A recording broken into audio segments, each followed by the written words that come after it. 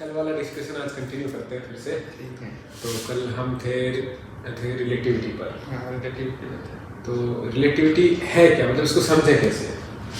Relativity normally कहाँ से start हुई कि सपोज करो कि एक चीज़ तुम यहाँ पे बैठे हुए, कोई चीज़ 5 किलोमीटर प्रति आवर से इस तरफ जा रही है, तो तुम्हारे रिलेटिव में क्या है 5 km पर मीटर पर सेकंड से कोई चीज़ जा रही है तुम्हारे रिलेटिव में। और ऐसे ही सपोज करो एक बंदा उसके पीछे से दौड़ रहा है किसी स्पीड से, तो उसे नहीं लगेगा कि वो 5 किलोमीटर पर आवर। अच्छा, मतलब बेसिकली ये दो फ्रेम का खेल है। तो तुम किस फ्रेम से चीज़ों को देख रहे हो, वहाँ से रिलेटिविटी का स्टार्टिंग हुई। तो ये तो नॉर्मल रिलेटिविटी होगी। तुमने कई बार देखा होगा तुम ट्रेन में बैठे हो और मतलब तुम्हारी ऐसे हल्की सी नजर गई और तुम्हें लग रहा है हमारी ट्रेन चल रही है। हाँ, लेकिन इस साइड देखा तो इस साइड तुम्हें लग रहा है हमारी ट्रेन तो रुकी हुई है। हाँ, क्योंकि वो तुम्हारी ट्रेन नहीं चल रही होती है, दूसरी ट्रेन अपोजिट डायरेक्शन में जा रही होती है। एग्जैक्टली। ये रिलेटिविटी का तुम्हारा सबसे बड़ी फीलिंग होती है। और वो हमारा पॉइंट ऑफ व्यू है देखने का, वो एक छोटा होता है तो हमें पता नहीं लगता कि ऑल जो वर्ल्ड है वो स्टेशनरी है। तो तुम किसी चीज को किसी चीज को डिफाइन कर ही नहीं सकते वो किस साइड जा रही है, जब तक तुम उसका कोई फ्रेम ऑफ रेफरेंस डिसाइड नहीं करो कि हम इस फ्रेम ऑफ रेफरेंस से देख रहे हैं। कि वेलोसिटी बेसिकली हम कहें तो वो रिलेटिव है किसी भी चीज़ की, मतलब एब्सोल्यूट नहीं हो सकती। डायरेक्शन भी चेंज हो सकती है। मान लो कोई चीज़ किसी 2 मीटर पर सेकंड से इस तरफ जा रही है, तो तुम्हें लग रहा है इस साइड जा रही है, लेकिन कोई बंदा 5 मीटर पर सेकंड से इस साइड भाग रहा है, तो उसे ये लगेगा कि ये इस साइड जा रही है, तुम्हें लगेगा इस साइड जा रही है। हाँ, ये हो सकता है। जैसे कोई दो ऑब्जेक्ट एंगल पर जा रही है तो वो एंगल हमें थोड़ा कम प्रतीत हो सकता है, ज़्यादा दिख सकता है। तो नॉर्मल रिलेटिविटी हो गई। नॉर्मल रिलेटिविटी में तो सिंपल है, अगर मान लो कोई भी मान लो फोन है, फोन इस साइड जा रहा है, ठीक है, तो हमें फोन की लेंथ यहाँ फिक्स लग रही होगी, ठीक है, क्योंकि ये होती है नॉर्मल रिलेटिविटी। ठीक है। इसके बाद आती है स्पेशल थ्योरी ऑफ रिलेटिविटी।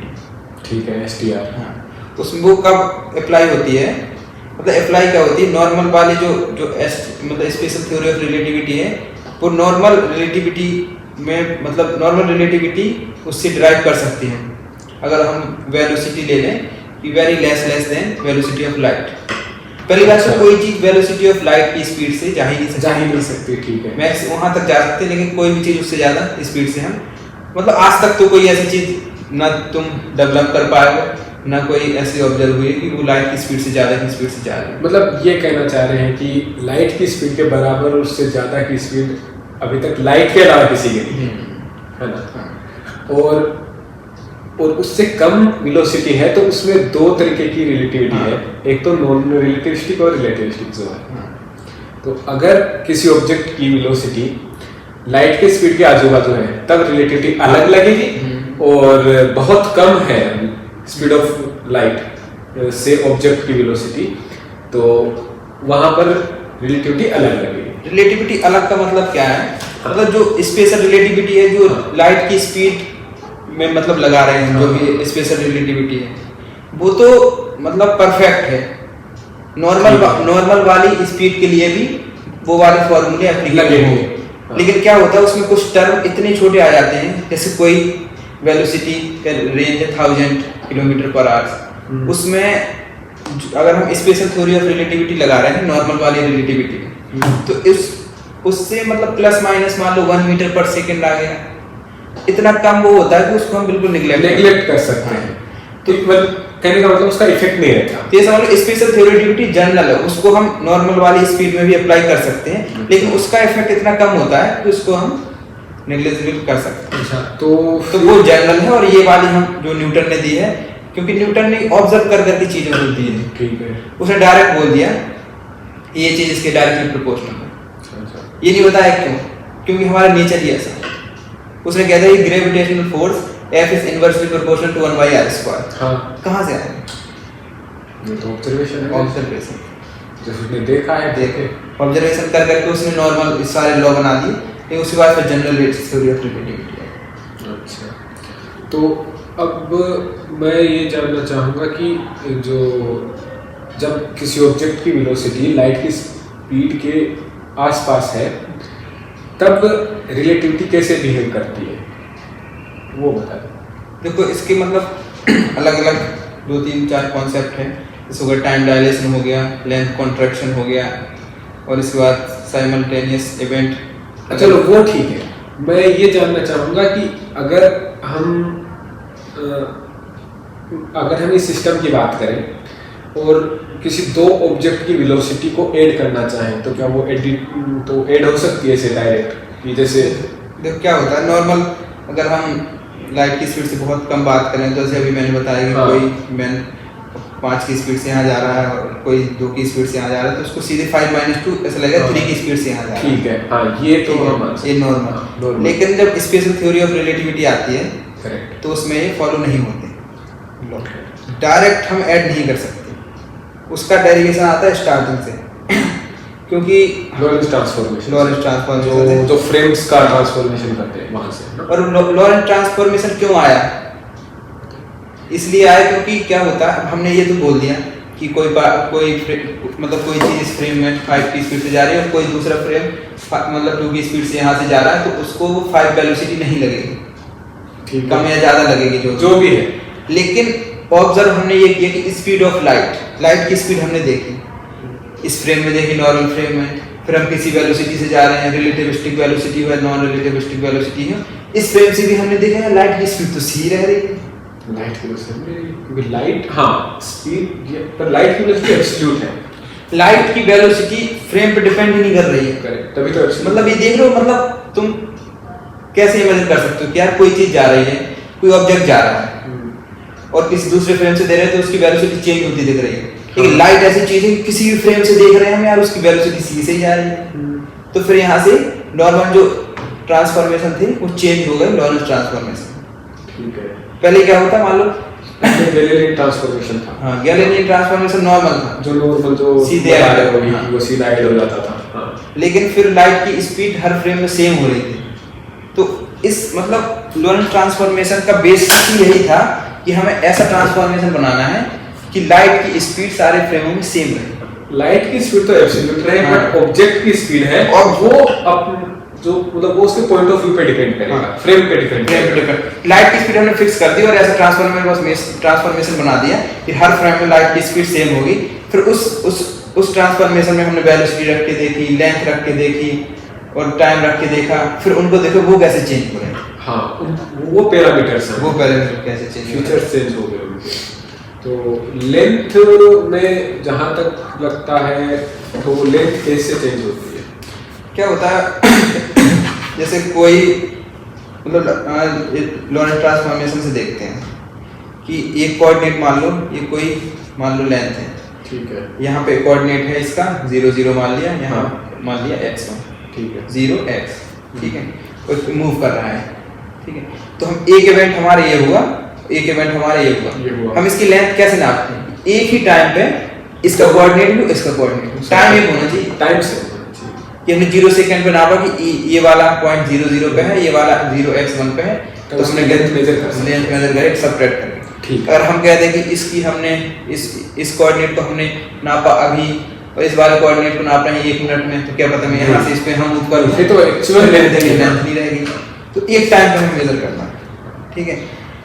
तो ये मूव कर रहा है, हमने t0 टाइम लिया, ये वाला इवेंट देखा, ये वाला इवेंट देखा, किस पॉइंट पे हो रहा है, किस टाइम पे हो रहा है, पर इसका भी देखा कि किस मतलब पोजीशन पे हो, क्या टाइम है, ठीक। तो इसकी पोजीशन टाइम हमने लिख लिया, इसकी पोजीशन टाइम लिख लिया, तो इनमें क्या है पोजीशन डिफरेंट है, टाइम दोनों का सेम है, ठीक है, इधर की। और फिर इसमें से सबट्रैक्ट किया, हमने कह दिया इसकी लेंथ इतनी, ओके, ठीक है। फिर इसको मूव करा दिया हमने, ठीक है, इसको मूव करा दिया, या हम ये कह सकते हैं कि एक फ्रेम मूव कर रहा है, अच्छा, उसके रिस्पेक्ट में हम इसको देख रहे हैं, या इसको मूव करा दिया और हम देख रहे हैं। इसको मूव कराने का मतलब है ये ऐसा मान लो कोऑर्डिनेट सिस्टम है, इसके पूरा कोऑर्डिनेट सिस्टम के साथ फोन चेंज मतलब फोन, हाँ, ठीक है, कि कोई आदमी अगर इस कोऑर्डिनेट सिस्टम के ऊपर बैठा है तो उसे लगेगा कि रुका हुआ है, हाँ, ये बात समझ रहा हूं। और एक स्टेशनरी है जिसको हम इसको देख रहे हैं तो हमने इसकी मेजर कर ली जो भी टाइम और एक्स है, फिर हमने इसको मूव कराया v वेलोसिटी से और हमने इस वाले फ्रेम से लॉरेंस ट्रांसफॉर्मेशन लगा दिया इस पॉइंट को इस पॉइंट, हाँ, वही सेम काम इसमें किया, हाँ, एक्स पे लगा दिए लॉरेंट ट्रांसफॉर्मेशन, टाइम पे लगा दिए लॉरेंट ट्रांसफॉर्मेशन, ठीक है। और फिर जो हमने मतलब टाइम पे लॉरेंट ट्रांसफॉर्मेशन लगाया तो फिक्स टाइम पे हमने फिर से मेजरमेंट किया इस वाले कोऑर्डिनेट तो और इस वाले कोऑर्डिनेट, ठीक है, ठीक। और फिर हमने सब्ट्रैक्ट कर दिया, लेंथ के लिए तो यही करना पड़ेगा। तो आइडियली तो सेम ही आनी चाहिए, हाँ, लेकिन यहाँ पर नहीं आ रही, डिफरेंस आ रही है, कम आ रही है। तो ये जो ऑब्जेक्ट है जो तुम बता रहे हो, ये ऑब्जेक्ट रिलेटिविस्टिक वेलोसिटी से मूव कर रहा है, राइट? मतलब वही लाइट की, हाँ, मतलब रिलेटिविस्टिक वो है, जैसे 0.9c 0.95c जो भी है, तो उसके लिए दोनों फ्रेम्स में लेंथ डिफरेंट आ रही है। और अगर वेलोसिटी लाइट की वेलोसिटी से बहुत कम होती तो सेम आनी। देखो सेम, देखो क्या होता है, जैसे इसकी लेंथ क्या मान रहे हो, सेंटीमीटर में मान रहे हो, हाँ, ठीक है। तो अगर हम इसको नॉन रिलेटिविस्टिकली मूव करें तो इसकी जो लेंथ कॉन्ट्रैक्शन है ना वो नैनो में आ गया समझ लो, हाँ। तो हम इसको कर देते नेग्लेक्ट की नहीं, लेंथ कॉन्ट्रैक्शन नहीं हो रहा, कोई मतलब ही नहीं है, कोई चीज मीटर में नाप रहे हो उसमें एरर नैनो मतलब अनसर्टेनिटी, तुम स्केल से नाप रहे हो उसमें तो उसकी मिनिमम जो लिस्ट काउंट वो ही है में, करेक्ट, तो नैनो का या पिको का मतलब ठीक है, तो उसमें हमें लगता है कि नहीं लेंथ कॉन्ट्रैक्ट नहीं हुआ। तो रिलेटिविस्टिक स्पीड के अंदर ये लेंथ कॉन्ट्रैक्शन का इफेक्ट देखने को मिलता है, हाँ, ये कैसे साफ ऑब्जर्व होती है चीजें। लेकिन एक्चुअल में अगर उसको रोक के देखे तो जैसे 2 मीटर है तो 2 मीटर ही रहेगी, हाँ। इसके फ्रेम में बोलो ना, अगर कोई बंदा इस पे बैठा है, मान लो कोई इसी पे बैठ गया और ये पूरा मूव कर रहा है, तो इस बंदे को लगेगा कि हाँ इसकी लेंथ सेम है, लेकिन हम यहाँ से देख रहे हैं हमें लगेगा नहीं छोटी हो गई, हाँ, रेस्ट फ्रेम से हम देख रहे हैं और ये मूव कर रही है तो छोटी है। और वैसे टाइम का हो सकता है कुछ टाइम, मतलब यही तो है इसमें कि टाइम और कोऑर्डिनेट सब ट्रांसफॉर्म हो रहे हैं, समझ रहे हो? वैसे क्या होता था, टाइम तो हम लोग एब्सोल्यूट हो गया टाइम, हाँ, टाइम तो गैलीलियन में एब्सोल्यूट ही मानते थे, मानते थे भाई इस फ्रेम में 2 सेकंड है तो इसमें भी 2 सेकंड होंगे, सेकंड तो सेकंड है, टाइम करेक्ट। मतलब टाइम डायलेशन का जो मतलब है वो मैं ये समझ रहा हूँ कि 2 टिक के बीच का समय बढ़ गया, हाँ, मतलब 1 सेकंड के बीच का समय बढ़ गया। मूविंग क्लॉक रन स्लो, ये समझ लो। स्लो चलने का मतलब हुआ कि जैसे हमारे वाली क्लॉक टिक टिक टिक कर रही है तो वो करेगी टिक टिक टिक, हाँ, टिक टिक ऐसे, ठीक है।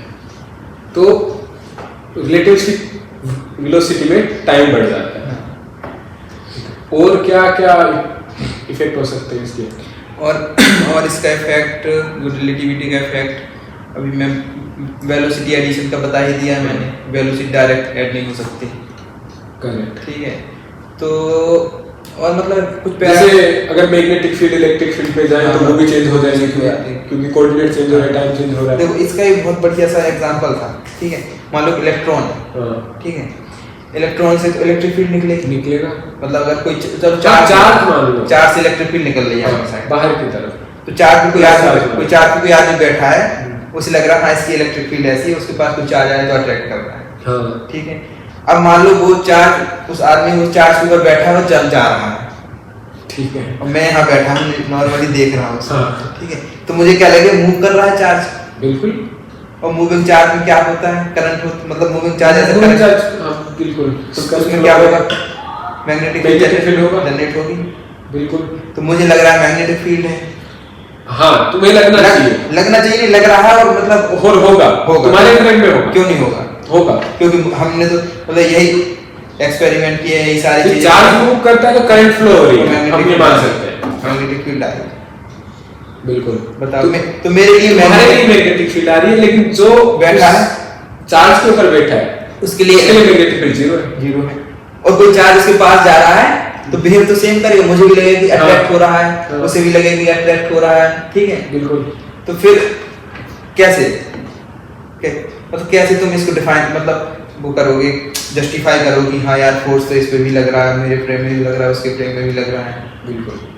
तो क्या होता है, इलेक्ट्रिक फील्ड भी चेंज हो रही होती है, इलेक्ट्रिक फील्ड भी होगी चेंज, तो और मैग्नेटिक फील्ड, तो क्या होता है जैसे मैग्नेटिक फील्ड का, और कोई मैग्नेटिक फील्ड हो उसमें हम चार्ज पार्टिकल रखते हैं, तो उस पर क्या फोर्स लगता है, charge into Q v cross v लगता है, वेलोसिटी पे डिपेंड करता है, बिल्कुल, और मैग्नेटिक फील्ड पे डिपेंड करता है, और चार्ज। नॉर्मल इलेक्ट्रिक फील्ड में रख देंगे तो Q into E हो जाएगा। करेक्ट। ठीक है, तो क्या होगा, तो कोई ऐसी पर्टिकुलर वेलोसिटी होगी, मान लो कोई चार्ज मूव कर रहा है, तो उसकी हम ऐसी पर्टिकुलर वेलोसिटी एक डिफाइन कर सकते हैं कि जिसमें उस मतलब मुझे लगे कि उस चार्ज का इलेक्ट्रिक फील्ड जीरो है, सिर्फ मैग्नेटिक फील्ड है। कब? जब QE इक्वल टू हो जाएगा QB क्रॉस B, दोनों फोर्स सेम हो जाएंगे। नहीं तो इलेक्ट्रिक फील्ड तो फिर भी होगा। हाँ, फोर्स दोनों के इक्वल है, इलेक्ट्रिक फील्ड का फोर्स मतलब मैग्नेटिक फील्ड के फोर्स के बराबर हो गया। ठीक है। ठीक है, तो मुझे लग रहा है कि जो चार्ज वो अट्रैक्ट हो रहा है वो मैग्नेटिक फील्ड की वजह से हो रहा है, उसे लग रहा है कि पूरी तरह से इलेक्ट्रिक फील्ड की वजह से हो रहा है। हाँ, क्योंकि उसे तो इलेक्ट्रिक फील्ड का ही मालूम है, क्योंकि फोर्स बोला मतलब उसके फ्रेम में तो मैग्नेटिक फील्ड एग्जिस्ट ही नहीं कर रहा। हाँ, तो उसे तो इलेक्ट्रिक फील्ड लग रहा है, और तुम्हारे फ्रेम में दोनों है। हाँ, तो इसका बहुत बढ़िया मतलब अगर मेन क्या है, फिजिक्स को अगर अच्छे से समझना है मैथमेटिक्स में घुसना ही घुसना पड़ेगा। हाँ, वो तो है। हम कितनी बातें यहाँ पे कर रहे हैं, लेकिन जब तुम वो ट्रांसफॉर्मेशन करते हो, इलेक्ट्रिक फील्ड और मैग्नेटिक फील्ड का ट्रांसफॉर्मेशन देखते हो रिलेटिविस्टिकली, तो जो एक बहुत बढ़िया डिजाइन के फॉर्मूले आते हैं। हाँ, कि कैसे V सिस्टमेटिक पैटर्न में होते हैं, पैटर्न पूरा पैटर्न कि V ऐसे चेंज हो रही तो इसका Z कंपोनेंट इस तरीके से चेंज हो रहा है, उसका तो उसका Y ऐसे चेंज हो रहा है, फिर या फिर X ऐसे चेंज हो रहा है। वो एक सिस्टम बना हुआ है। ये बहुत बढ़िया है, मतलब मैथमेटिक्स बहुत मैथमेटिक्स की ब्यूटी है फिजिक्स के अंदर, मतलब मैथमेटिक्स फिजिक्स को समझने की एक लैंग्वेज है। हाँ, और मैं एक चीज ये और पूछना चाह रहा था, जैसे हमने लेंथ कॉन्ट्रैक्शन की बात करी, तो अब लेंथ एक तो ऑब्जेक्ट की लेंथ होती है और एक वेट होती है, तो उसकी लेंथ ही कांटेक्ट होती है या फिर वेट की कांटेक्ट होगी, मतलब ये किस चीज पे डिपेंड करेगा कि ये वाले भी हमें कम दिखे, ये वाले भी कम दिखे, ये इसका सीधा मतलब ये मतलब अगर मैं सीधा बता दूं, बाकी तो तुम वो उससे आ ही जाएगा तुम्हारा, अगर तुम कोऑर्डिनेट लोगे। हाँ, वो है, लेकिन ये किस चीज पे डिपेंड करेगा? नॉर्मली अगर तुम इस साइड जा रहे हो, ठीक है, तो इस साइड वेलोसिटी है, हाँ, ठीक है, तो ये वाली लेंथ क्या है, इस वेलोसिटी की पैरेलल में जा रही है, तो ये वाली लेंथ है, अगर इसका लेंथ का देखोगे हाँ, तो ये परपेंडिकुलर है, तो वेलोसिटी इस साइड है, लेंथ हम ये वाली मेजर कर रहे हैं, तो ये वाली लेंथ चेंज हो, अगर इस साइड जा रहा है, अच्छा, तो ये वाली लेंथ चेंज होगी, ये वाली परपेंडिकुलर वाली नहीं होगी। तो कहने का मतलब ये है कि लेंथ कॉन्ट्रैक्शन सिर्फ वेलोसिटी की डायरेक्शन में होगा। हाँ, वेलोसिटी की डायरेक्शन, बिल्कुल सही बात है ना, कि वेलोसिटी इस साइड जा रही है, वही लेंथ है, तो ये वाली लेंथ हमें चेंज होती हुई दिखेगी, ये वाली वेलोसिटी के परपेंडिकुलर डायरेक्शन में लेंथ कॉन्ट्रैक्शन नहीं देख सकते। हाँ, ठीक है, ओके, तो फिर एरिया की भी मतलब तो एरिया भी तो चेंज हो जाएगा, ये चेंज हो रहा है, तो सिर्फ ये वाली लेंथ चेंज हो रही है, ये वाली नहीं हो रही, तो एरिया चेंज हो गया, एरिया भी उसी अकॉर्डिंग, एरिया भी वॉल्यूम भी सब कुछ चेंज हो जाता है। तो कभी कभी अगर तुम्हें देख मतलब ऐसी चीज भी, अगर कोई स्फीयर है, स्फीयर जा रहा है किसी वेलोसिटी में, हाँ, तो वो तो इलिप्स दिखेगा, बिल्कुल, देख रहे हैं ब्यूटी नहीं, हाँ, वो दिखेगा इलिप्स, क्योंकि उसकी ये वाली लेंथ चेंज रहेगी, ये वाला इलिप्स बन जाएगा, करेक्ट है। ये सारी चीजें मतलब अगर रिलेटिविटी को पढ़ना है तो मैथमेटिक्स भी मतलब पढ़ो, उसके साथ अच्छा, तो आप मतलब तुम रिलेटिविटी को कहाँ से पढ़ना प्रेफर करते हो? रिलेटिविटी को कहाँ से, देखो रिलेटिविटी मैंने स्टार्ट की थी पढ़ना, जो हमारे बीएससी से मतलब बीएससी में एक लेक्चर स्टार्ट हुआ था हमारा, मैकेनिक्स में ही पढ़ाते थे, तो उन्होंने एक हमें पहले मतलब बुक प्रेफर की थी, कौन सी बुक की थी, बुक का नाम तो मुझे अच्छे से याद नहीं है, लेकिन बीएससी हमें उस समय चीज़ हजम नहीं हुई थी, अच्छे से नहीं होती। हाँ, फिर उसके बाद कुछ चीज़ें तो अभी भी हैं जो हजम नहीं होती, तो फिर उसके बाद हम एमएससी में आए, तो एमएससी में हमारे एक प्रोफेसर थे जिनका नाम था बहुत अच्छे और फेमस प्रोफेसर हैं वो, बाइजर की बुक आपने पढ़ी होगी, बाइजर अल्टीमेट। हाँ, तो बाइजर की बुक के साथ एक मतलब दो ऑथर हैं उसमें, एक बाइजर है और एक ड्यूटी हमारे प्रोफेसर शोभित महाजन, अच्छा, उन दोनों ने बाइजर मिलकर लिखी है, लेकिन बाइजर के नाम से फेमस है, बाइजर का ज़्यादा पोर्शन है, उनका कम पोर्शन। तो उन्होंने हमें मतलब इलेक्ट्रोडायनामिक्स पढ़ाई थी, तो इलेक्ट्रोडायनामिक्स पढ़ने से पहले रिलेटिविटी बहुत अच्छे से तुम्हें आनी चाहिए, रिलेटिविटी आनी चाहिए, फोर वेक्टर से रिलेटिविटी आनी चाहिए, बिल्कुल। तो एक तो वो पढ़ाते थे, तो वहाँ से कॉन्सेप्ट डेवलप हुए, फिर ऊपर से फिर मैंने ग्रिफिथ की है एक इंट्रोडक्शन ऑफ इलेक्ट्रोडायनामिक्स, उसके जो लास्ट में एक था उसमें बहुत अच्छी थ्योरी दी है। ठीक है, तुम डायरेक्ट थ्योरी पहले पढ़ोगे तो उतना समझ नहीं आएगा जब तक तुम्हें पहले कोई एक बार समझाना दिया हो बरोबर, फिर तुम उसको पढ़ोगे तो तुम्हें बहुत अच्छी चीजें क्लियर होंगी। लेकिन एक चीज है, एक बार पढ़ने से कुछ क्लियर नहीं। हाँ वो तो है, तुम्हें बार बार अभ्यास मतलब बार बार देखना पड़ेगा, बार बार कई बार तुम अच्छे से समझ लोगे पढ़ के और तुम किसी को समझाने जाओगे खुद कंफ्यूज हो जाओगे, ऐसी चीज फिर जाके पढ़ो फिर समझाओ, फिर ऐसे ऐसे करके कॉन्सेप्ट डेवलप होती है। मैंने रिलेटिविटी वैसे स्टार्टिंग से तो नहीं पता, क्योंकि बीएससी में हिंदी की बुक चलती है हमारे, हिंदी में फिजिक्स में पढ़े थे हम, सीबीएच की बुक चलती है तो मैकेनिक्स में पढ़े थे, और उसके बाद में ग्रिफिथ में पढ़े थे। तो ग्रिफिथ में मुझे सारे कंसेप्ट क्लियर हो गए थे। इसलिए ग्रिफिथ का एक बहुत बढ़िया बुक पढ़ा, मतलब होता है क्वेश्चन होते हैं। हाँ, यही लगता है कि बुक हमारे से बात कर रही है। ग्रिफिथ का यही ब्यूटी है बुक की। ठीक है, तो फिर और कुछ बताना चाहो? और फिर अब कंटिन्यू करेंगे अगले दिन। चलो थैंक यू। ठीक है, तो हिमांशु थैंक यू अगेन। चलो।